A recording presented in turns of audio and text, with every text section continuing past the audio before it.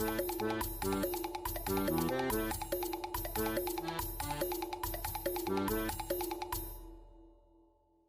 also think that I'm going to work on It's Raining Men as like the next time we go to karaoke, I want to have the song down.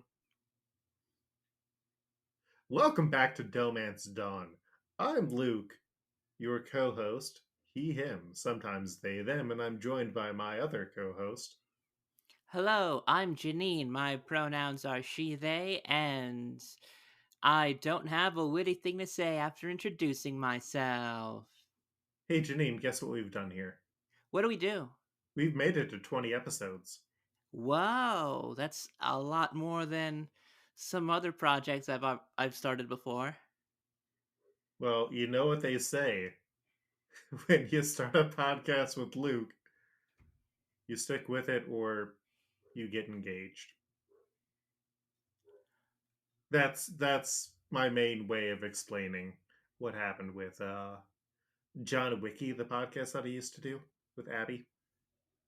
Oh, And also okay. the Nicolas Cage podcast that we used to do with Devin. Oh. Mm-hmm. So the only way to get out of a podcast with you is if I marry you.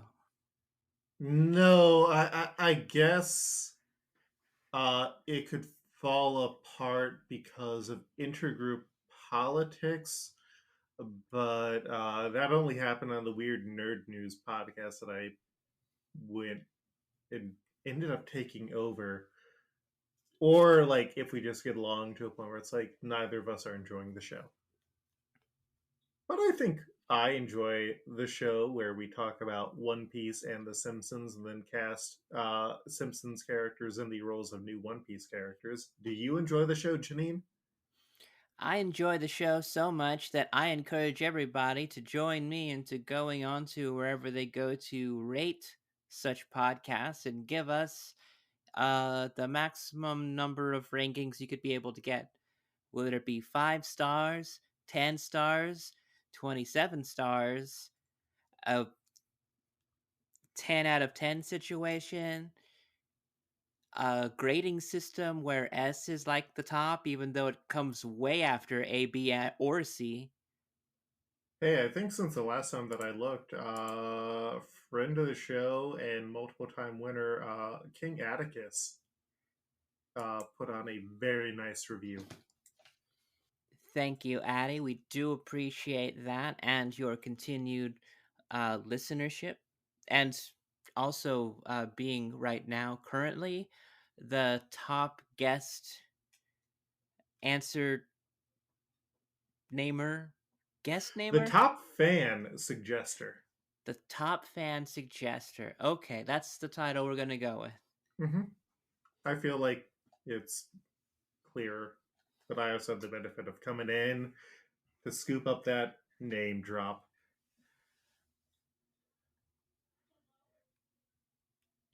Anyways, for our 20th episode of the show, we are going to be discussing the post Alabasta episodes, which initially ran from October 6th to December 1st of the year 2002. And that will be episodes 128 through 135 of One Piece. We also have some pretty big. Uh, oh, I accidentally made a pun there. Some pretty big Simpsons episodes that came out because it's time for Sexy Cat Marge. Watch the conclusion. Now my watch shall end.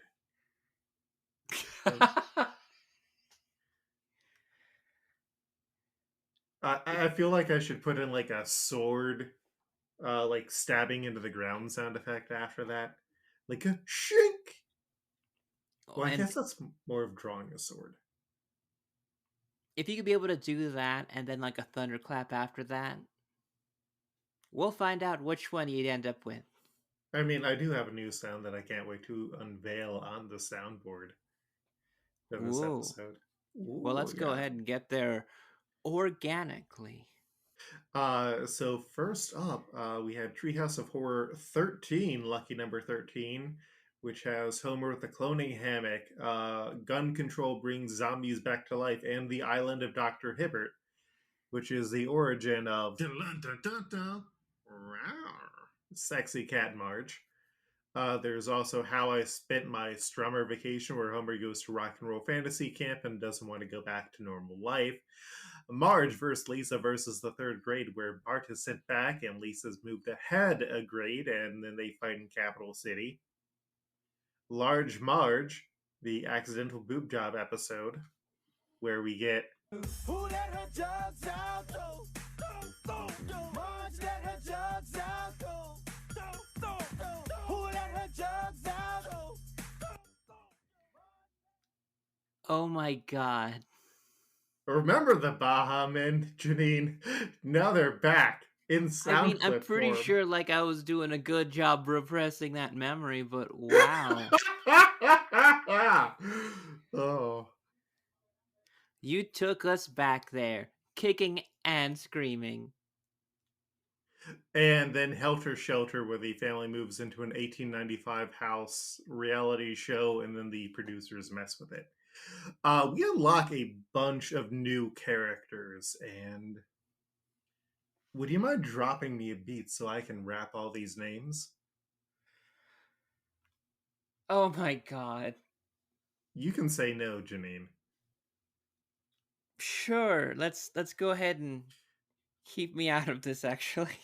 We get access to Demonic Maud, Panther Marge, Mad Dr. Hibbert, Peter Griffin, Disco Shrew, Sundance Kid, Billy the Kid, Kaiser Wilhelm II, Comic Book Goat, Homer with No Face, Cider Homer, Hammock Man, Future Homer, Feral Willie, Turkey, Frank, Cow Ned Flanders, Cheetah Krabappel, Goat Jasper, Puma Patty, Elephant Soma, and it goes on.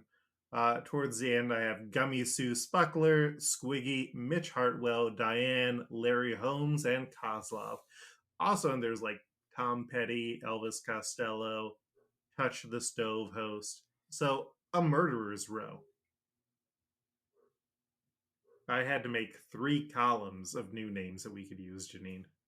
3! Wow. Oh, yeah, we also get access to Commissioner Gordon from Batman 66.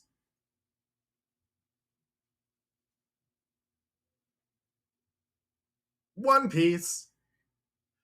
Yeah, and then the episodes of One Piece that we are covering are kind of an interesting mix because we have 3 episodes to wrap up Alabasta, and then we get a short arc of filler one shots, which are interesting. Janine, are you ready for the title reads? Am I ever? Episodes include The Pirates' Banquet and Operation Escape Alabasta. Everything began that day. Vivi tells of her adventures. Beware her scent. The 7th one is Nico Robin. The first patient. Anecdote of the Rumble Ball. The Navigator's Mutiny for an Unwavering Dream. Inherited recipe. Sanji, the curry iron chef. I'll make it bloom. Manly Usopp's 8 Shaku Ball. Infamous pirate hunter. The wandering swordsman Zoro. And yeah, it is a bunch of episodes that were mostly made for filler. Those 5 one shots are pretty much complete filler. How did you feel about these episodes as a whole, Janine? Well, I believe that the ending of the Alabasta arc went pretty predictably, but you don't want it to stray from what it's been. And what it gives you is definitely it definitely feels like, hey, this is like the good ending that we finally get to have and enjoy for like several episodes, because we had to put up with so much of Crocodile's bullshit. Mm-hmm. And it just feels really cathartic just to have that time to like really digest the events of everything that happened. where it's all coming from, where it's possibly going to go. I agree with that. And the filler episodes at the end, I did like having episodes where they just focus on one character. Mm-hmm. Um, when you're inside of the story stuff, you don't really get this, and I feel like they definitely did things like this a lot more scattered through with shows that are more episodic rather than being more storyline focused. By now with other shows, we would have seen a couple of other episodes that really helped characterize the characters, just focusing on one at a time. Mm-hmm. But when you have something as long as that Alabasta arc, you don't really you have to put those moments in the story. You can't really dedicate any time because we have set up a pretty big fucking stake here that you Mm-hmm. got to go for. Yeah, I think that's true. Also, the continuing stakes are going to be one of those problems that they start to have to face when it comes to like future arcs where they have a hard time finding space for filler arcs. But I do like these. I do wish we got more of them later on in the series because it's also opportunities for the expanding cast to have moments together. But then there's also the danger of, there's things that canonically like cause issues. None of these were like super bad, but it is nice to like get moments that don't necessarily matter or don't need to be highlighted or things like that. Especially as the cast gets bigger, and I think someone had commented that like one of the main cast members hadn't talked to Luffy in the comics for like 7 years. Yeah, One Piece. So the Straw Hat Pirates are healing up after their battle in the Royal Palace, where the Marines aren't allowed to come in and get them. And after like a few days, Luffy finally wakes up, and that's when Terracotta, who's Igram's wife, who also looks a lot like him, just prepares a feast, and we just get a nice moment of everybody eating a bunch of food. It's a really good setup too. Like as far as like anime food goes, people always think about Studio Ghibli and like that. I can be able to see that. That's like the fantasy food, but for me, it comes to like things that obviously don't look real. I like to be able to have like fantastically large portions of things that look like I could never afford. Mm-hmm. I do also like that one of the foods that they eat is a like Middle Eastern noodle dish that I'm blanking on the name of right now. I was hoping to find it easily, but I did not. Anyways, yeah, so it's a nice moment followed by an incredibly horny moment as the crew just takes a bath and all the guys decide, or well, specifically Nam or specifically Sanji has an interest in peeking over, and then I think just as a oh well, this is what we're going to do as guys. Chopper and Luffy join in, and it's just like yes, let's go and leer at our female crewmates, and Nami rightfully decides to threaten to charge them a large amount of money for it. We're interrupting Nami and Vivi washing each other. They fucked y'all. Like Yeah. like like like they're not gonna say they fucked, but you know they fucked, right? Mm-hmm. Cow pals. So Cobra thanks the pirates for everything that they've done, and as they're resting up, they get a call from Mr. Tubon Clay, who has escaped and ends up taking their ship. And so the crew's like, hey, Vivi, if you want to join us, we're going to wait for you at noon at this specific location. And then they head out. before Igaram is able to warn them that Luffy and Zoro have new bounties on them. And Can't it's like, oh no. number go up, man. They word has gotten out about like what they've done, and now because of that, you just gotta put more money on them. I mean, they took out a warlord of the sea, man. Even though it's a secret. We also get to check in on our buddies Django and former Lieutenant Fullbody, who are now working under Hina. They're supposed to stop the pirates, but they are unable to find the Going Merry. Were you expecting to see them back, Janine? I was not. I mean, I had to look back to see who Full Body was, and when I saw it, I was like, I can understand why. Like Sanji could like not even recognize this guy, you know? He does have a totally different vibe now. Yeah. Uh, yeah. So in one of the cover chapter stories that they sort of adapted into a short, but didn't really.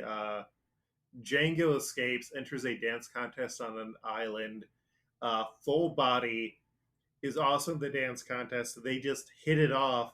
But then when it turns out that he is a pirate, Full Body sacrifices his position. That way he can get Django to no longer be counted as a pirate and they become best friends.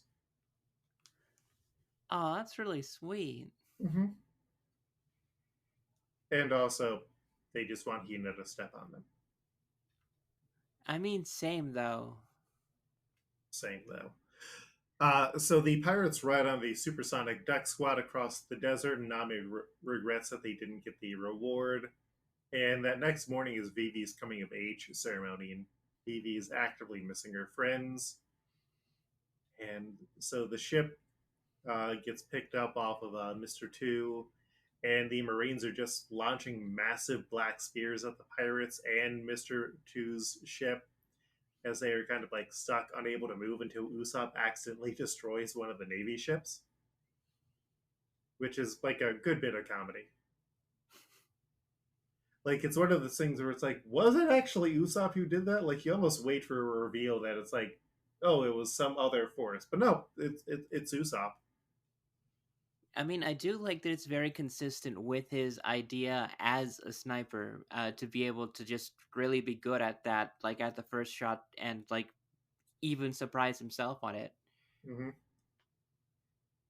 Yeah, he's a very good sniper. So Mr. Two wants him to run away, but they're all like, no, we have to wait for Vivi. And Mr. Two, who saved their ship because he considers them all his friend, is like, oh, right, we're going to stick behind. We're actually going to act as decoys so the Marines will chase after us because you're our friend and we want to protect you. Yeah, Bon Clay is a homie. Yeah, we're not going to see him for a while. But when he gets back, it's going to be wild. So Vivi, meanwhile, starts delivering her coming of age speech to the masses, which plays across the country while the Straw Hats are trying to fight off the Marines. And then it turns out that in Alubarna, Igaram has been standing in for Vivi this entire time. Because apparently he just likes to dress like the princess, and that's good for him. Because Like there's no Vivi, reason for it too, because like if you just wanted like a girl version of him, he has like a wife that's there. They have other women. He just volunteered for this, y'all. I think in the anime, Live your truth, Nigram. You or can't, man. I think in the movie they do have his wife take the role. I could be wrong. It's been a while since I have seen it, but yeah, it's you know what? Good for you, Mr. Horns guy. And yeah, Vivi came out to say goodbye to her friends, and she and Karu hold up their X's as their signs of friendship before they sail off. And it's great. I cried. Mm-hmm. It's so damn good. And Smoker finds out that the Straw Hats escaped. Toto's happy to know that they escaped, and we just get a montage of all the other characters who got introduced during the adventure, and the future looks brighter. Eyelash joins the Supersonic Duck Squad, He says quack. and Pell survived. I don't know how. I don't know how. He they blew him the fuck up. Oh, and you weren't expecting it because I distracted you with the kicking claw force. I mean, They're dead. yeah. They were the ones I thought that they could be able to live. I mean, I was like, oh, Chopper's a doctor, maybe that there's something that could happen there. No, they're straight up dead. The motherfucker who had a bomb in his talons, by the way, he's half bird sometimes, is like alive now, I guess. Like even if he did blow the fuck up, like he's got to fall from like a really huge fucking height. That's Haven't you seen The Dark Knight Rises, Janine? Same thing at the end. You just fly off with a bomb, and then Alfred finds you in France. what? I've never seen that movie, so just that Oh, description itself also seems wild to me. oh yeah.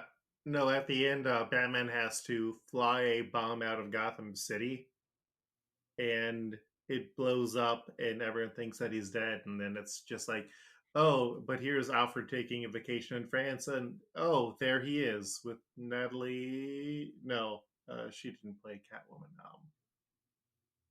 Christ, I'm going to get raked over the coals. Listen, anybody who says anything is just gonna get nerd Anne checked Hathaway. anyway. Anne Hathaway. I almost said Natalie Portman. That would be very wrong. Yeah. Uh, Spoilers for The Dark Knight Rises, a movie that I have a hard time watching. Uh, Emotionally, we know. no, it's because when Batman is flying to take the bomb out of the city, they filmed it in Pittsburgh, and I know the exact city that they filmed it on. And if you like try to make a continuous path, he just like turns direction like 6 times on the same street. Huh. Mm-hmm. So the Marines follow behind the Straw Hats until Luffy's like, "Hey, you've thrown all these black spears at us," and he throws them all away. Like he just tosses all of them back at him. It's like, yeah, no, that's wonderful. And that's when Nico Robin reveals that she has been on the ship the whole time.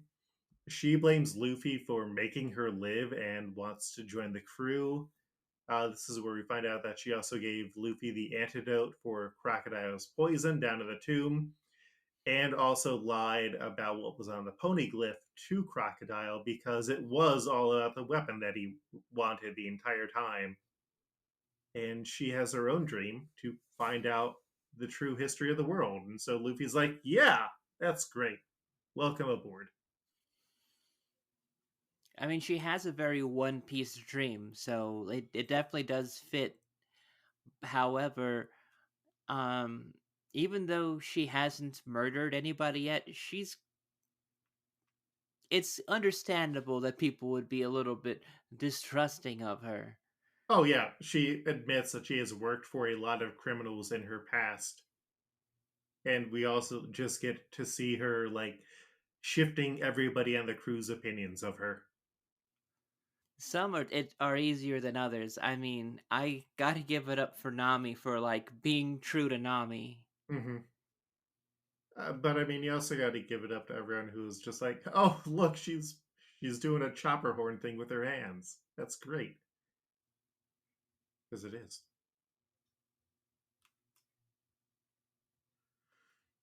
Oh, and then Pell finds out that people think that he died because he sees his own grave. That's a bit fucked up too, right? Yeah. Like, would you like just show up, just walking home after like being so injured you haven't been able to like get there, just walking there, and the Hmm. first thing you see is like your own fucking memorial. And then we get into the filler stuff, and it is interesting watching these because it takes them a while to like give Nico Robin more scenes in the next arc. And so they can kind of only write her with what they know. So like watching with that in mind, it's kind of like we don't see her do anything new in these episodes. Yeah, we left off before the filler with her reading a book, and she reads a lot, man. Oh yeah, she is reading a book called The Rainbow Mists, which one of the things I genuinely like is she's going to stick reading to that book. The book she's reading is going to come up, and they have payoff for it. I like that it's plot relevant already. It is filler plot relevant, even. Oh, so this is just like its own plot that only happens during filler episodes. Mm-hmm. It's a filler plot arc. So the crew lands on an island, and everyone except for Chopper and Robin have to go out and look for food on the island while Nami is working on mapping it out with Sanji. Chopper starts to have fun on the ship until he remembers that Robin is there just reading on the deck. And he doesn't trust her and thinks that she is going to try and steal all of his secrets, like how to make rumble balls. And we like get the origin of those, where he was literally just like a small child stealing ingredients from Dr. Kureha's stash. And it's just like a lot of nice moments of Chopper panicking whenever Robin shows up and kind of making more of a mess and a kerfuffle than she would have made. And eventually he just talks about like once he starts to trust her, how he wanted to start making medicine and Dr. Kureha wouldn't let him. And then she got sick and she was like, all right, well, I'm your first patient. I won't give you any advice. Cure me or I die. And he ended up doing it.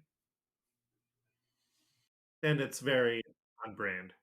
Yeah, I like that she did this because like as filler as this is, it is completely in character for her to just be like, fuck you, I'm not gonna hold your hand because a patient would not know this stuff. But Mm-hmm. also stick to that same standard and say like, I'm not going to think anything negative against it. Like, I'm just going to completely trust it because a patient who doesn't trust their doctor can't get well. It's kind of the opposite of what Sanji does in another filler episode that we're going to cover in a bit. In that she wouldn't give him any clues, and Sanji is nicer, which I don't think is controversial to say. Sanji is nicer than Dr. Kureha. I think people learn in different methods and people teach in different methods, and they just had the right people to teach them. I will agree with that. So the Straw Hats like meet up at the fire. Zoro was the only one who really got food. Robin is sad that she doesn't really have connections to anyone in her life like Chopper has to Dr. Kureha.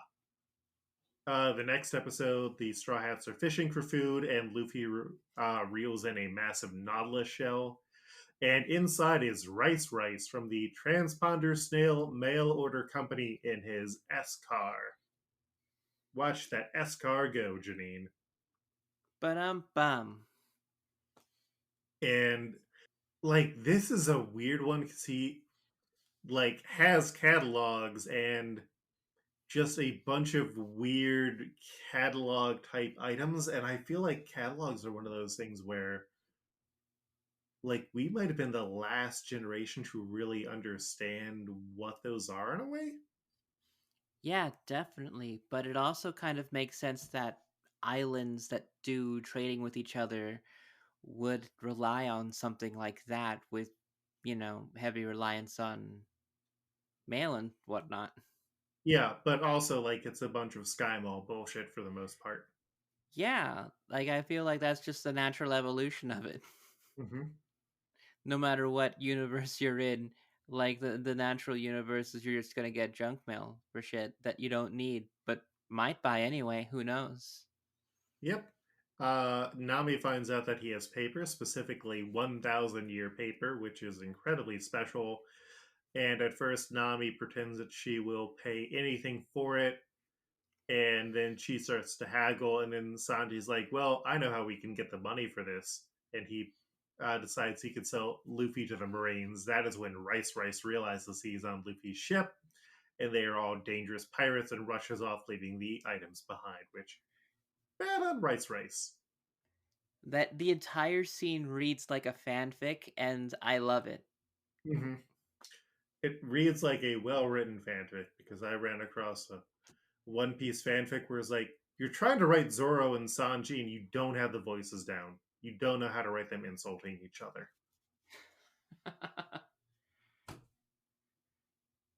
Like they are very specific in what they do. Like one of the uh, One Piece fans will do very random and pointless tallies and counts of things, and one of those was like, oh, I'm going to count every sound effect that appears in the manga, or I'm going to count every time that Sanji calls Zoro by his actual name and Zoro calls Sanji by his actual name. And if I remember correctly, in Japan, Zoro, I think, only refers to Sanji by his real name like 3 times. And this was up to like 3 years ago. Like every other time, it's Curly Brow or Idiot Chef or some other name like that. Amazing. I like that they have that kind of guy relationship because um it just kind of makes them just feel like they're gonna get each other in trouble. Mm-hmm. So Nami starts working on maps as part of her dream to map the world, but the crew is doing various shenanigans. Luffy ends up messing up her maps, so she scolds the crew and tells them to leave her alone. Everyone else is tired as the ship is approaching a storm, and Chopper's the only one who's aware of it, but he is also afraid of disturbing Nami. And so they start hitting the storm.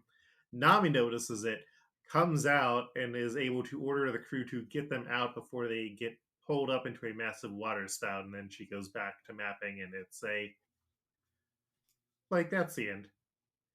I I feel so sorry for Chopper here as a kid who has also been like, oh, my mom yelled at me, and I feel like I should tell her about this thing, but also I don't want to get in more trouble. I feel like Chopper's I've a sweet definitely child, been there, you know. but you didn't give a shit. I guess not.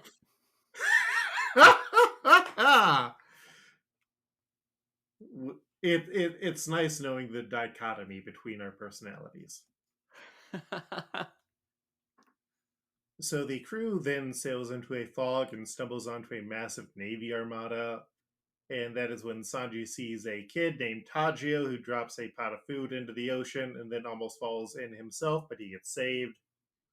Sanji feeds the kid, who explains that he ruined the curry for the captain's lunch and has to remake it, but he doesn't know how to do it. And he is on the Navy ship because he wants to go and see the All Blue.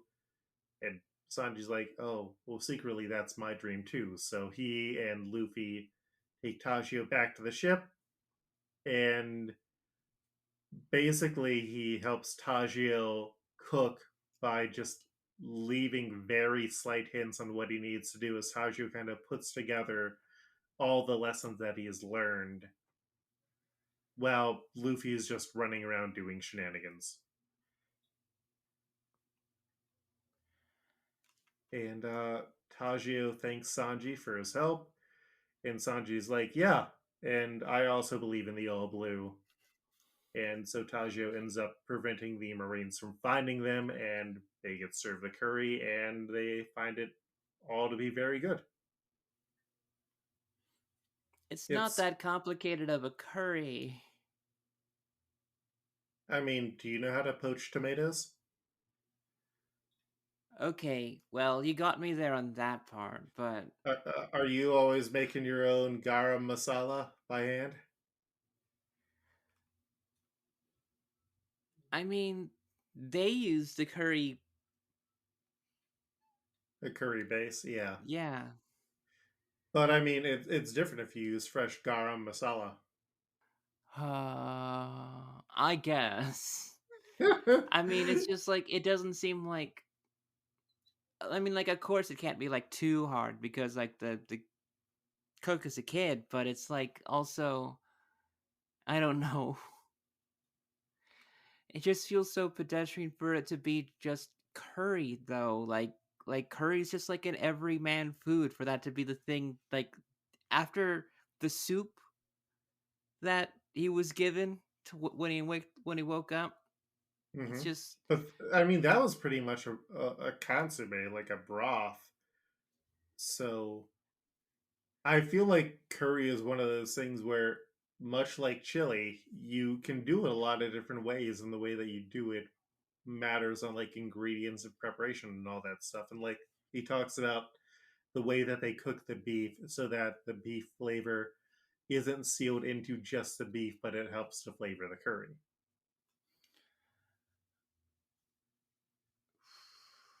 I just think that they're eating a lot better at the restaurant Sanji came from than over here at this fucking marine ship. Marine ship.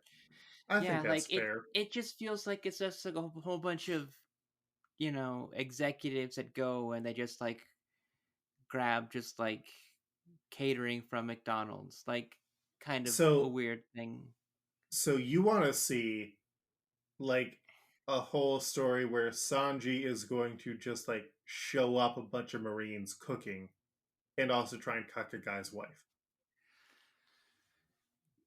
I mean, It's coming up. wouldn't you? Okay. It's too highly specific, Janine. Expect the unexpected now.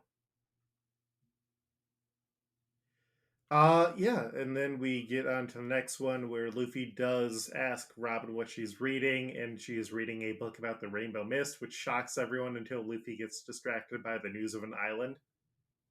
I do like that everyone's kind of surprised by the idea that Luffy can read and understands what books are. He's never shown interest in it before, so Mm-hmm. The town is preparing for their annual fireworks festival with a family that has been making fireworks for over 400 years. And Usopp's like, hey, I'm going to go and get some gunpowder from this factory and also show them this awesome firework that I made.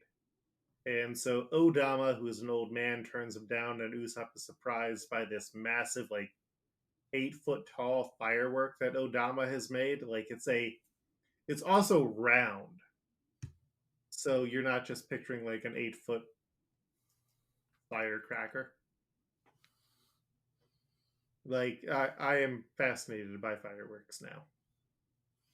And Kodama, who is Odama's granddaughter, finds Usopp's firework and evaluates it to just, be made all right. And so Usopp gets asked to help and do prep for the firework that night. And Kodama is like, hey, a firework's never really done until you set it off. And Usopp ends up asking about the massive shell, and Kodama's like, yeah, uh, when they tried to launch one like it last year, it exploded and killed my parents. the commercial break on this one is so jarring because immediately after she says this tragic line, we immediately no wait cut to commercial and it's the Usopp in between the Usopp bumper and um that's a funny sounding song that comes up so it's just so like I had to pause and just take a moment because it was just such a Tonal whip. whiplash. If you watch it on Netflix, they cut out the bumpers. That I, is a I shame. yeah, I do like them.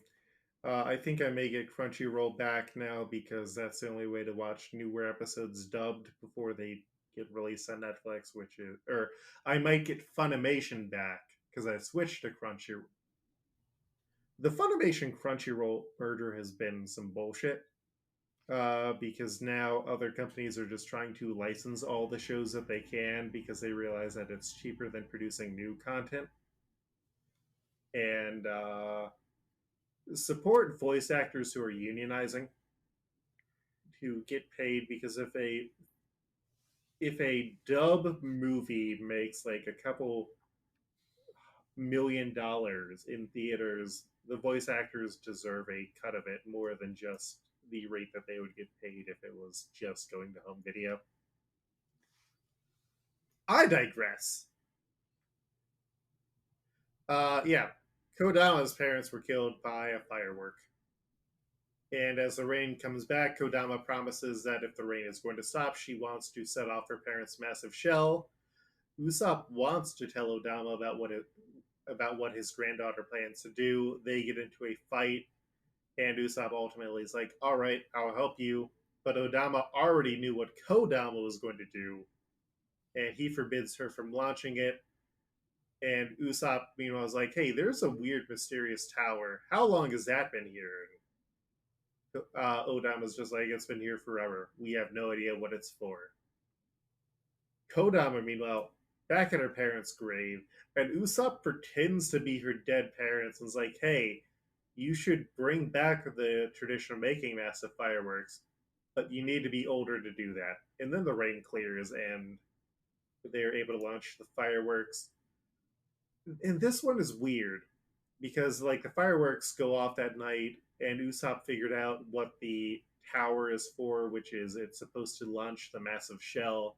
And so while Kodama is helping all the adults launch the normal fireworks, uh, that ends, and then Usopp launches his baby firework, and then Odama is like, "Hey, and here's the finale." It launches the 8 foot tall firework through the tower, and it's like you don't let your granddaughter, whose parents, your children, or one of your children who died for this, have a hand in this.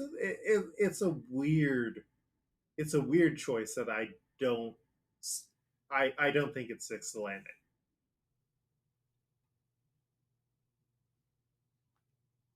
And then I Usopp I puts don't gunpowder. know. I don't know. I see the logic behind, um a year is a short amount of time to be without somebody. Hmm. I feel like that is like generally fueling a lot of emotion that's happening for all characters involved. Hmm. I just feel like there should have been a way to let Kodama like at least know they were going to launch the fireworks similar to the one that murdered her parents without it being a surprise. I mean, the townspeople were kind of hoping something like that wouldn't happen. Hmm. I think it would just been like a kind of a situation where like the more people who knew, the more uneasy everybody would get because they're like, "Oh, we don't want like another huge massive explosion that's going to kill people again." I can get that. I think it might have just been like the way that the scene is presented. I don't feel like it wraps things up neatly enough. I mean, there definitely is some kind of like weird um just like don't actually talk about your feelings or like things that you're going to do, like just doing everything behind somebody's back, like secretly caring from afar rather than like, Hmm. actually parenting, which is like it's believable for a grandparent, but also it sucks. Hmm. All right. And then in a flashback, we see Johnny and Yosaku finding Billy the bandit who has a big bounty in a bar. Zoro wanders into the bar with a single sword and no money, so no one recognizes who he is, and he declares his intention to catch Billy, who attacks him, and then Zoro just easily stops him. And Johnny and Yosaku are like, hey, we had dibs. And Zoro's like, all right, if you pay for my meal, I don't care about being a bounty hunter. I'm going to be the world's greatest swordsman. And so the two of them get to collect the bounty, and Zoro wanders off. After they get the money, though, Johnny explains that he wanted to be a bounty hunter because they were the ones who fought the bandits that attacked his hometown. And Zoro reminded him of his dream to be a brave bounty hunter like that. Dick the bandit, who is Billy's brother, comes in with a massive cannon to rob the town, and almost all the townspeople are too afraid, except for a small kid named Harry, who just gets pushed aside again and again. And Johnny, remembering that he wants to be a hero, charges in with Yosaku. Dick tries to bribe them to leave, and Johnny refuses, and Yosaku gloats about the bounty that they just turned in. And Dick's like, "Oh, you turned to my brother's bounty. That's not cool." Zoro, meanwhile, goes to pick up his sword that he had dropped off at a swordsmith, and he had apparently broken the other two that he was using. And like even the sword that he borrowed breaks when he turns it back in. He hears an explosion from the town, and the sword crafter's like, "Oh, well, that's old Dick the Bandit." And so Zoro heads back to get the money from the bounty, while Johnny and Yosaku are getting beaten by Dick. His name is Dick the Bandit. It Uh-huh. doesn't get any less funnier thinking about it. Dick's beating the tiny Harry. As you do. Uh-huh. As one would. So Johnny refuses to back down even though they are overpowered, and Dick's warning them that he will murder them. He sends his men to fight the pair, and they continue to get beaten. And Zoro's like, "Oh, well, I'm here. Harry, don't go into this brawl." He steps in before Johnny and Osaku get murdered, apologizes for stealing their bounty again, and now they recognize him as Zoro when he gets two more swords. And he's like, "I need to stop breaking swords." And he's able to take down the henchmen without breaking the swords. Dick charges at him, and that's when Zoro in the present wakes up from his dream as the crew on the Going Merry is firing the cannon. And then we see in the conclusion Harry doused Dick's flame on the cannon, and then Zoro was able to take down Dick, and that's how he became friends with Johnny and Yosaku. I had, for the longest time, believed that Johnny and Yosaku were just people that he had known um, from the school that he went into. Mm-hmm. Um, but hearing this story, it was just kind of like, okay, so that was not quite how I remembered how I remembered it. But this story, um, also seems kind of weird. Like the design change between like Johnny and Yosaku, like between the time is just They so are almost unrecognizable. Like they they are felt much like more new punk. characters. It was just like it felt like a de-evolution. Like we had a de-assification of Johnny and Yosaku. I think that's valid, but I'd also like say that they start to dress cooler when they hang out with Big Bro Zoro. That is true. They do like get a much more simpler presentation to themselves. But yeah, that wraps up the stories. There's a bunch of stuff there. Like the downside for these smaller stories is there's a lot more to summarize because you have a beginning, middle, and end in all of those. And now we got 14 characters to match. So are you ready, Janine? Sure, yeah. Andy, Steve, all right, fellas, let's go. This isn't the first time tonight you've made that joke. No, I just love Ballroom Blitz. It's one of the songs that I frequently listen to, or that now YouTube just will frequently be like, oh, you're listening to music, and you're not listening to JoJo's Bizarre Adventure themes. So you want to listen to this, you want to listen to The Sign by Ace of Base, you want to listen to It's Raining Men by the Weather Girls. All of them are jams. Sure.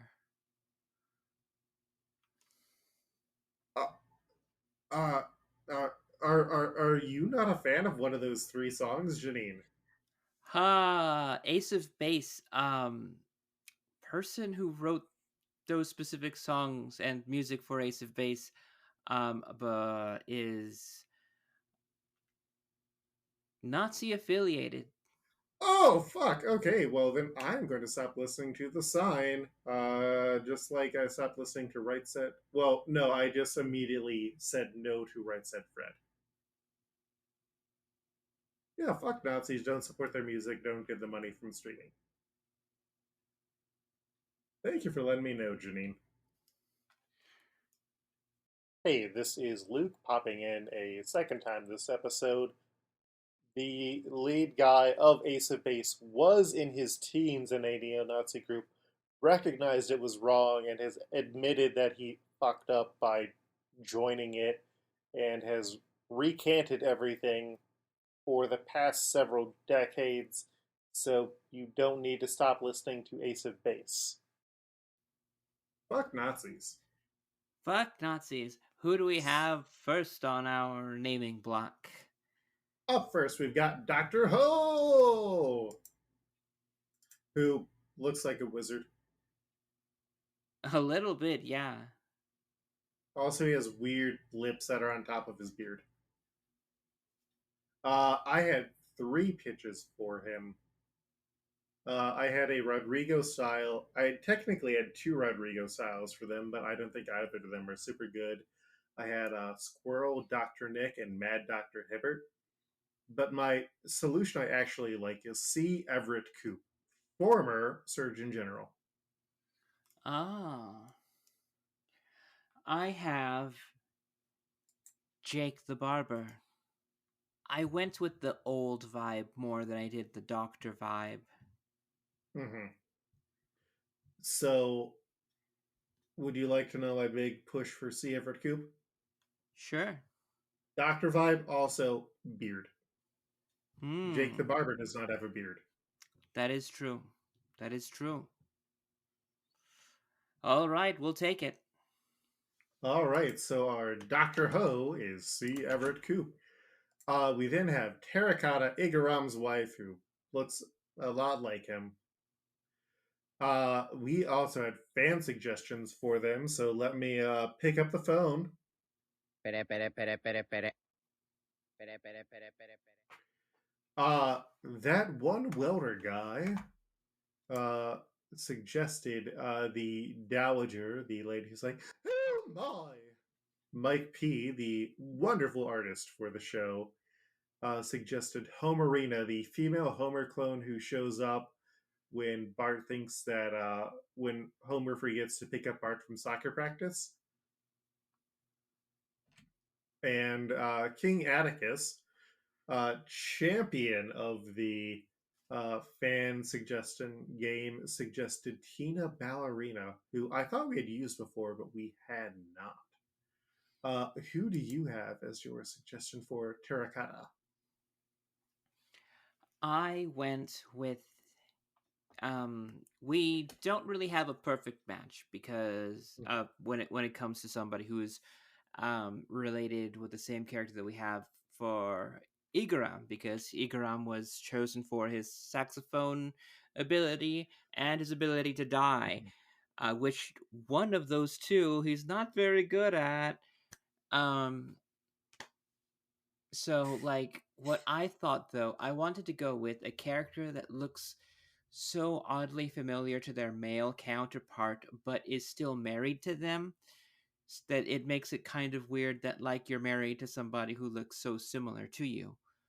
And for that, I went with Sarah Wiggum. Ooh, I had her on my mind, and then it was just one of those things where I think I was doing something else and forgot to add her on. But yeah, Sarah Wiggum is a very strong idea. Did you have anyone else? No, because I really want to push down on Sarah Wiggum for being a woman that is That. basically just like a male, like, just a different Mm-hmm, counterpart, weirdly similar, still married to them. mm-hmm. It's a very strong vibe. It is. So my Rodrigo style was just throwing away Kiki Highsmith, who is the modeling agent who signs Marge when she gets big ol' bazongas. And then the other one that I had was a similar idea to for a woman who looks like her husband, but I don't think fits the vibe, which is Mrs. Muntz. Ah, I I really like Homerina, Mike P's suggestion, but I also really like Sarah Wiggum. I don't think we are going to be anywhere close to the point where Sarah Wiggum weirdly gets a renaissance as a character. isn't she dead? No. She actually they changed her voice actress, Oh, that's how you and get like back alive in the game. she actually has had some plots around her. Megan Mullally voices her now. Oh, So there was a pretty solid recent episode where it turned out that she used to be a part of a female group of thieves, and so she invites Marge onto a heist with her. dope. Like they're trying to do stuff with her, which I appreciate, instead of her just existing solely as Ralph's mom. Yeah. Uh, I'm good to go with Sarah Wiggum. Hell yeah. I like Homerina, but in terms of wives who look like their husband, it's hard to beat her. Bad phrasing. Uh, Up next, we have Matey, the maid. I had three suggestions. One of them was Diane, who's just who is my Rodrigo style pick. As a just weird one to throw out there, I had photographic memory Marge. I'm not sure why. I think I was just trying to fill things out.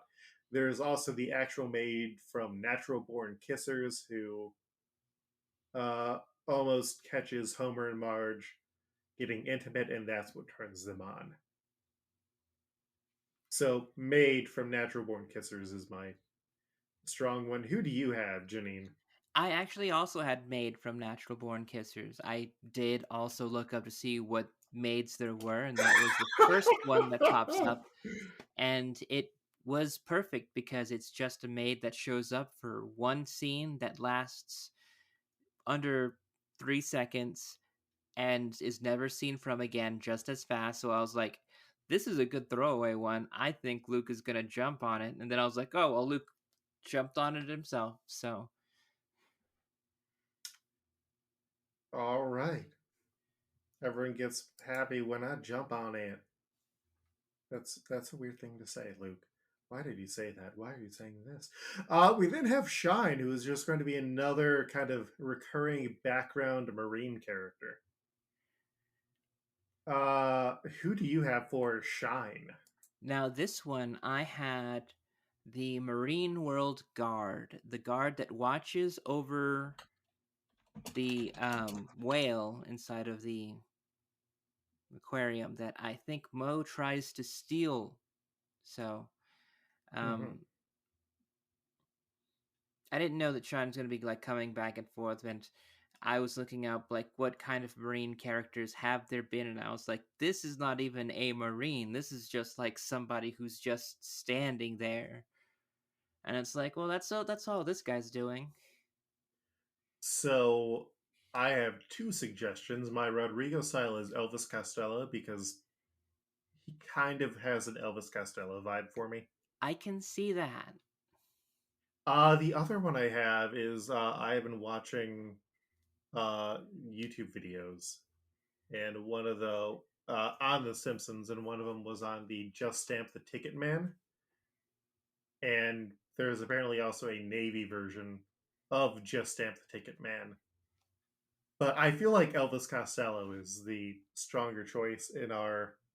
We are going to cast celebrities in weird roles.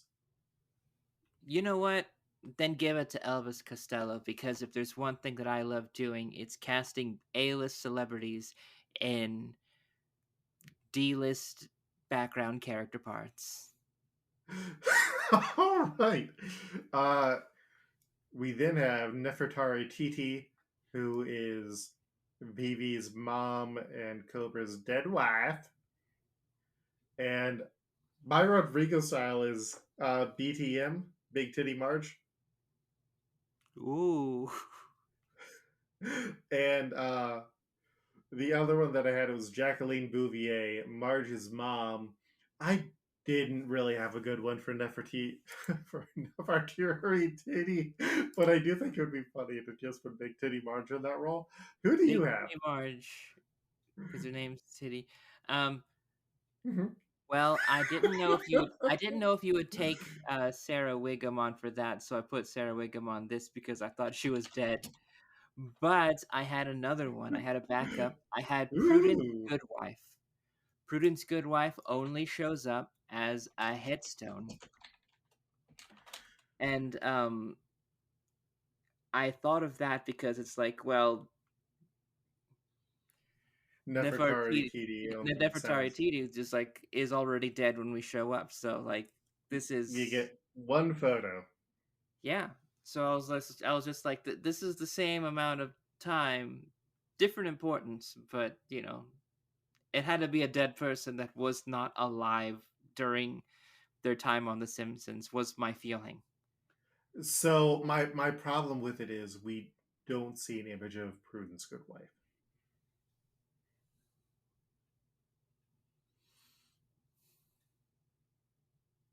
Like in the same way that we don't see Langdon Alder.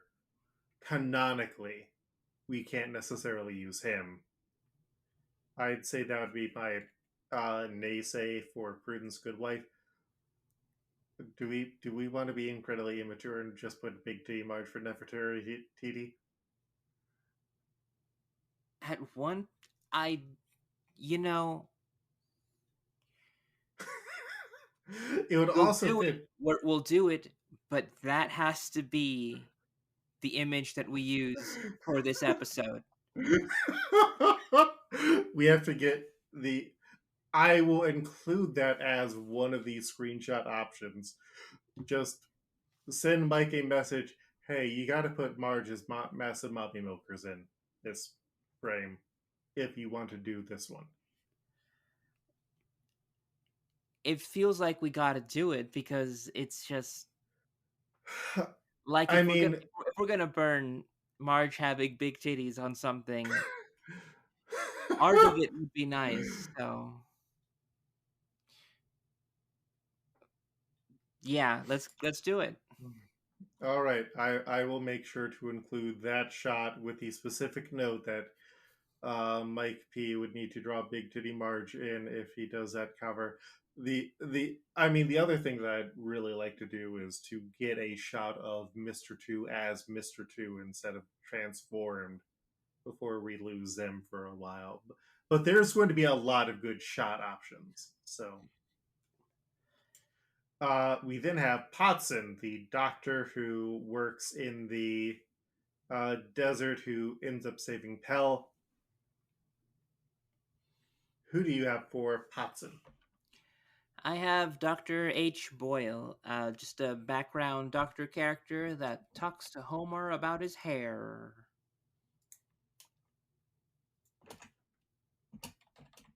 Simpsons. Oh yeah. The hair specialist. Ooh, I can kind of get behind that. My suggestion was the Mayo Clinic doctor. from The Simpsons who I like yours better. I like Dr. H. Boyle. Awesome. Oh, and the Rodrigo style one that I had was Mad Dr. Hibbert. Oh, We then got Rice. Everyone's horny for Rice. The man with a bright orange suit, a yellow tie, and then a blue polka dot shirt. A powerful look. Rice Fox and Rice Fox hard. sure. Do I you can't. not see Rice and think That's a love machine. unstoppables? Yeah. I I don't know. I feel like that is a very nervous man.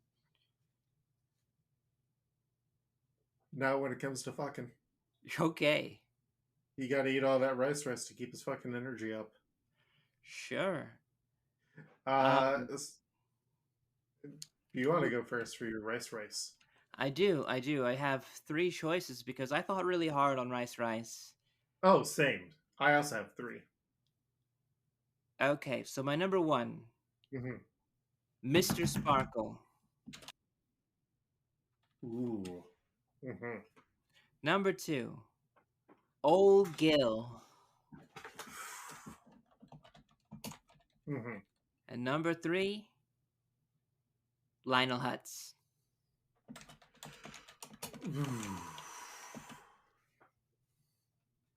You are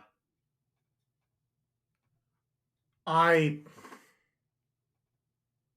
so I had some temptation to drop on Troy McClure, but he is not actually on the list because Troy McClure also sells a bunch of items and is also a bit of a coward and also would like to be inside a massive fish. Thank you. Uh I went in a different direction. My Rodrigo style was just Tom Petty because I thought that it'd be hilarious to have Tom Petty in this role. No point beyond that. I also had Ed McMahon and Mr. Paul Anka. Mr. Paul Anka being the one who helped the Simpsons defeat the massive billboards with a catchy jingle. Hmm. And Ed McMahon is a hi who seems like a good American equivalent of this character.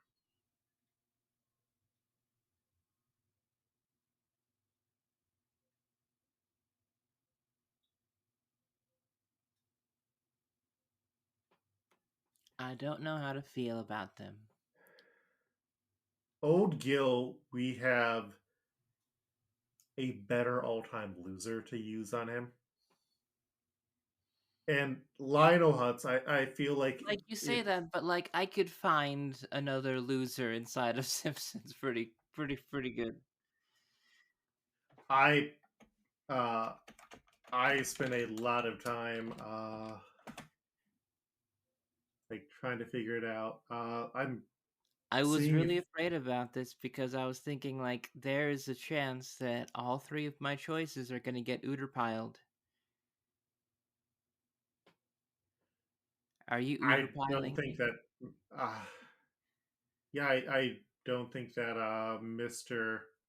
Sparko necessarily fits as the fishbowl.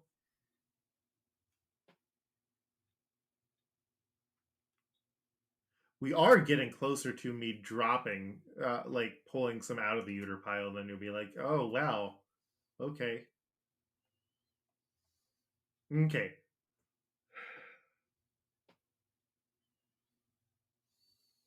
Hmm.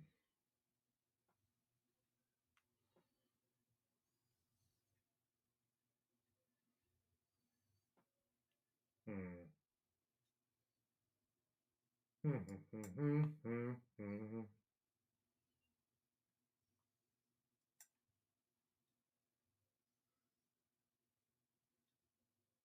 And I'm assuming that none of mine are striking you. They aren't. They have. the salesmanship right in there, but I Mhm. don't feel the same Cheap kind of enough. conniving, you know, Mhm. evil in there. Okay, what I will raise you then is we set it as a specific Lionel Hutz. You still get the credit for the point, but it is specifically going to be from the Devil and Homer Simpson. Sure. All right. And if you've got a problem with that, that's fine. I've got enough to worry about already. We then have Tajio, tiny little redheaded chef child. I had three suggestions for this. I had Tyler Gables, aka Boy Tyler, as my Rodrigo style. I had Blow the Horn Kid, and I had Gordy, because I was just looking for red haired kids for picks. Ah, I wasn't even looking at kids. I was just thinking about somebody who had the same kind of pathetic, lackey kind of vibe, and I went with Sideshow Mel. But I do like Gordy. Gordy was the Canadian kid who was put into the Leg Up program with Bart in You Only Move Twice, which I feel like Gordy is a good fit. So we're good with Gordy. We're good with Gordy. Also, I feel like you have a very interesting take on Sideshow Mel. I feel like a lot of the nuance for Sideshow Mel didn't really hit until after I stopped watching. I feel like at this point he would have been the person who still has a sort of like a sort of Shakespearean vibe to when he does speak, and is a bit more highfalutin, but hadn't reached his prime, and also wasn't revealed to have a sex robot. That was a reformatted or retrofitted Chuck E. Cheese style musical robot. Up next, we've got Kodama, the tiny child who loves to make fireworks even though they killed her parents. I had two pitches. I had Ashley one, and I also had Connie Appleseed, aka Lisa. Who do you have? Ah, I had Beezy, one of Lisa's old friends that she thinks about when she has new friends. I feel like BZ isn't cool enough. I feel like Kodama's not cool. Kodama is a kid who could fucking make fireworks, Janine. Is that not awesome? No. Kodama also wears like face paint the entire time. Kodama like has something interesting that she does once a year. No, she's like making fireworks all year round. Yeah, they only set them Every off once a day. year, man. Yeah. But I mean, if you only had to like build up to once a year, like one event, wouldn't that be cool? Man, this kid's not cool. This kid's like has a job, man. This kid's got a family tradition. This kid is coping remarkably well with the loss of her parents.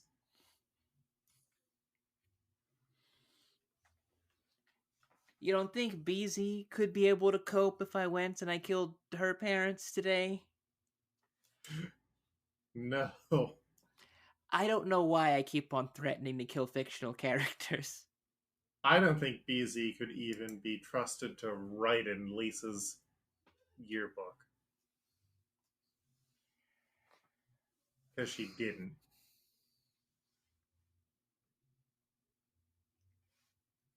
Well, if I had to choose between your two, I would choose the least coolest, and that would be Connie Appleseed. Fair enough. I appreciate the flexibility. We then have Kadoyan, who's literally just like a balding man who's like, "Hey, have you heard about our fireworks festival?" And he got a name for that. Uh, who do you have for I Keto I have Lombardo, Professor Lombardo, the theater teacher. Yen? I'm afraid of what I was able to find because this guy doesn't matter. My Rodrigo style was the fatter Homer clone. Uh, I found him in The Simpsons. I just sent you the image in Discord. Huh. Like, that is pretty much his vibe. He's got the balding thing, he's got the gray hair, he's got the sort of laid back attitude. Yeah, that's him. That's a direct translation. That is Bowler 4.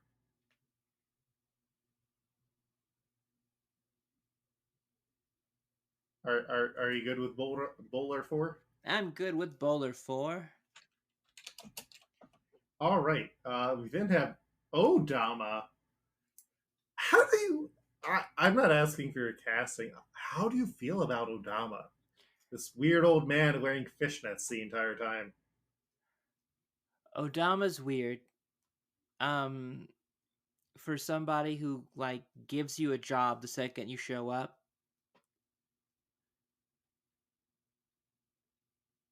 like you can be able to tell like there's some weird characterization choices on like being cold and distant, but also like being helpful and like I guess it's everywhere, man. And like you can see the logic the character moves by, but it's just so fucking weird. And like also so fucking weird that you have like a character that's like so visually designed at from a Tengu mask, Uh huh. and like it's like what do you do with that? I mean, I know that like this is an anime that's in Japan, but like the idea that like the Matsuri festival right after Sanji is cooking curry Mm-hmm. in a Japanese style, obviously, because in India you don't make beef curry. Um, it's just weird. I mean, like these filler episodes seem like they definitely come from a very Japanese place, whereas the mainline story feels like it has much more of a worldly influence. So, like, jumping ahead 700 some episodes, there is literally a country that is essentially feudal Japan where a few people have left, and that is how some aspects of Japanese culture have formed. But also, it's a big ocean. But also, yeah, no, it's a weird choice.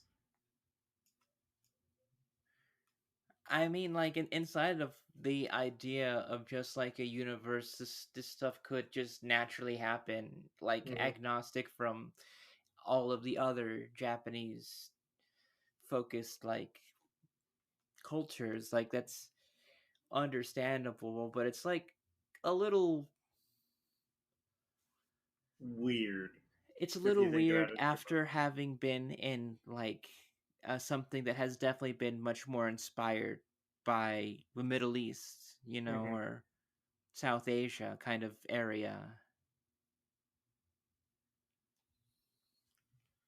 Well, next time we're going to kind of Florida. Uh, so I had 5 suggestions for Odama because I was trying to figure out the exact vibe that I wanted for him, and I wasn't entirely sure. I had as my Rodrigo style Keith Richards, just as a I could see Keith Richards holding that look off, and Right, also I think it'd be funny. right. I also had to counterpart Connie Appleseed. I had Homer Appleseed, who isn't, I believe, given a name. There's the fireworks installer who installs fireworks around Hungry Hungry Homer. There's Grandpa Millhouse. I was trying to look at grandpas, and then there is the cracker executive, who is Millhouse's other grandpa on his mom's side, who doesn't actually look like a Van Houten at all. And, you know, pretty big wheel at the cracker factory, fireworks, firecracker crackers. I was trying to go for something. Who do Ah, you have for Odama? Keith Richards. Really? Well, I saw that we had access to him. I looked at the similarities visually. It just struck the idea of like this character as like somebody who's just like known by their age and like irresponsibility, And I also guess, pyrotechnics. and pyrotechnics. It makes sense. I mean, like you can trust your child with this both men like the same amount, zero. And like it's like I can't think of any other character that I wanted to put in there after I threw down Keith Richards because it was like, sure, I'm gonna be able to find somebody who's gonna be able to visually match maybe, but are they gonna have like the same kind of nasty old man vibe as Keith Yeah. Richard? I lost two family members to a firework. Bow, bow, bow. And now my granddaughter wants to try. Bow, bow, bow. She keeps going to her parents' grave every day. Bow, bow, bow. But I don't really care to watch her cry. I'm the one that's had the edible. If you know, if you think for a second that Luke is doing all of this high, you're wrong. I am the one right now who's feeling in a different place. Luke is almost 100% stone I'm cold high on sober. That life. this is just Luke. Uh huh. If you Oh, yeah. don't know, now Now you you know. know. If Um you, if you, depending on the setting, if you spend enough time with me, I will just start to sing for no random point, for no real reason. well, we're pretty deep inside of the recording for getting there. Hmm. We got three more characters to go through. I'm glad we both aligned on Keith Richards. Like the others were just me trying to push too much, but I just keep looking and it's like this man is Keith Richards. Yeah, like definitely getting access to Keith Richards at the same time. It just felt like it was just like a weird converging of the moment. Our lives are Keith Richards for it. It's Keith Richards all the way down. I'm Keith Richards in friendship. So who'd you get for Billy? So the last three I only had Rodrigo style picks for. Oh, well Two then. of them because I actually all three of them is just kind of like my brain is tired. It's been a long week. I'm distraught over not winning money on Christmas trivia that I would have then donated to buy gifts for families that we've adopted at work. So for Billy, are you ready for this wild one? Sure. Billy the Kid. It seems to fit. You got the name, just lines right up. Mm-hmm. Who do you have for Billy? I have prisoner 2F21. This prisoner, during a visit to the Springfield Penitentiary, grabs onto Martin Prince's shirt, scaring him straight, although probably not too straight. Yeah. So my dick choice also goes with my Billy. My Billy and Dick go together, Janine. Sure, who do you have for Dick the Bandit? The Sundance Kid. Ah. I feel like two cowboys go together well. Well, let me tell you about my dick. Uh huh. I have the crime boss from The Homer They Fall. The one that's pressuring Homer to take a dive in a boxing match against Dredrick Tatum, I believe. Mm-hmm. Who kind of looks like if you put Prince's head on a very large man's body.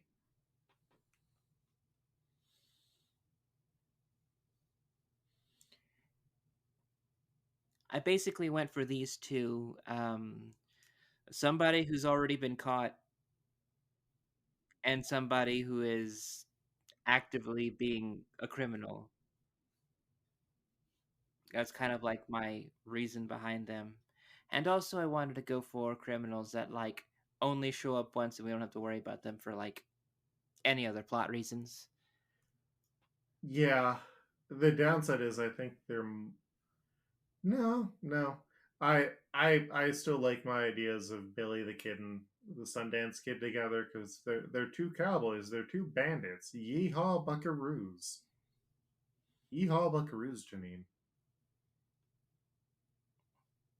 And you're willing to do this knowing that there could be a fucking Cowboy Island in just like 84 episodes from now or whatever? I don't think we have anything super Western, but yes, I am willing to yell at myself in the past, in the future, if that happens. Ooh. The Billy is Billy. All The right, Sundance I'll is give Dick. you these two, but only because I'm so confident about my next choice. Oh, that's good because my honestly sucks. I had Kyle, who was a third grader, as I a had Rodrigo style pick. I had the aforementioned Tyler Gables, one that got away from you from another character we had talked about just this episode. Oh, yep. Yeah, we did discuss Tyler Gables. Or no, I Exactly. just looked at yes, boy, yes, yes. Exactly. Boy Tyler, the Tyler that got away, did not end up on this one for you. However, it's my suggestion right now. We could still get that Tyler in. All you gotta do is give it to me. I mean, I don't like how you're asking, but I agree with what you're asking for. I get that a lot, actually.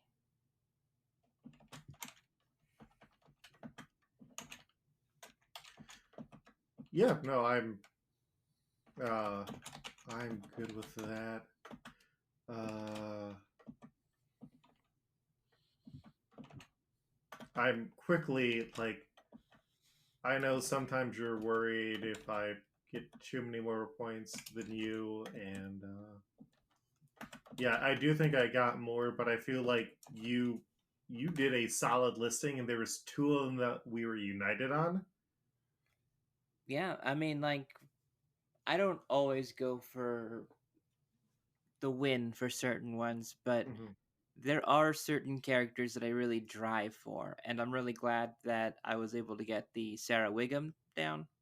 Yes, that was a very good one. That was one I really cared about. And Keith Richards was one that I definitely was going to try to steer the conversation back to Keith Richards as much as I could for that character. Just so solid. Mm-hmm. Yeah, look at that man. That's Keith Richards making That's fireworks. that's a Keith Richards right there, whose face looks like a Tengu mask a little bit. That's Keith Richards there who doesn't know what a tower does. That is if Keith Richards was an anime before he was a person. That's Keith Richards when he tried some new drugs and then became an anime. That's a good one. That's Keith Richards when he tried to eat out a woman and found out she was on her period. I guess. I will probably cut out that last bit. Yeah, so running over Dr. Ho is C. Everett Koop, Terracotta is Sarah Wiggum, Mady is the maid from Natural Born Kissers, Shine is Elvis Costello, Nefertiti Titi is Big Titty Marsh, Plastic is Dr. H. Boyle, Rice is Lionel Hutz, specifically from the Devil and Homer Simpson. Tajio is Gordy. Kodama is Connie Appleseed. Katoyan is Bowler 4. Odama is Keith Richards. Billy is Billy the Kid. Dick is Sundance Kid. And Harry is Tyler Gables. I almost said if you turn the word kid around, it becomes Dick as well. And then I just said it. It's all part of a big plan. Janine, Yes. where do you exist online where people can find you? That is a good question. Things are getting weird on social media, and Twitter is now deleted. However, you can still reliably find me on Tumblr as well as the DohMance Tumblr itself. You'll be able to find me there at Rummy J. I'm also on Instagram. If you dare to look at my face, it is Janine is dope. Um, Other places, I'm still getting a feel for Hive and I think Pillow Fort.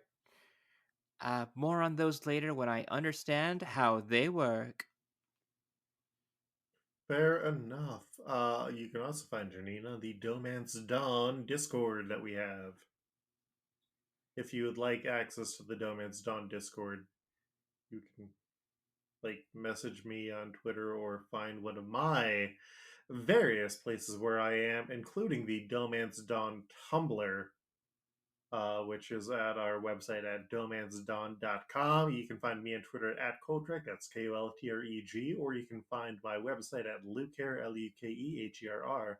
lukeher.com, where you can find links to all the other podcasts I do, including RPG Pals Club, where we are going to be wrapping up soon with our 100th episode. We recently got done with a arc, or well, we still need to release 2 more episodes. We've been playing a game called Hell Grinders, which is wild. I decided that since I didn't have to run the game, I was just going to play myself as as a character who had gone to hell and then was being sent in to try and kill God.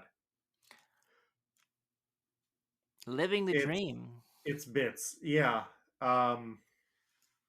Mike P, Mike Patton, you can find online at Patton Pending, Patten Pending, Pending. Mike does our wonderful covers, and yeah, go and consider giving Mike money to have him illustrate things for you. I already mentioned you can go and visit our website, dohmancedawn.com, which is our Tumblr. We are also on Twitter at DohMance. And if you like the show, tell a friend, leave a review, post cover art that you like on Simpsons Facebook groups. Uh, I think once we get the 20th one, I'll do, or once we hit our 1 year anniversary, I'll probably post that into the Rancho Relaxo Facebook group. Next episode, we're kind of going to do a loosely Hanukkah holiday special as we go to Goat Island, and we're bringing a guest along with us, Janine. Oh, who are we going to bring along with us? We are bringing David from the Shonen Flop podcast. It's big. I'm a member of the Discord over there. I previously ran a book club, and I've also been on an episode of the show talking about a manga series that Janine would not like me to talk about. Ha ha! So we will see you then for the GOAT episode. Until then, smooth sailing.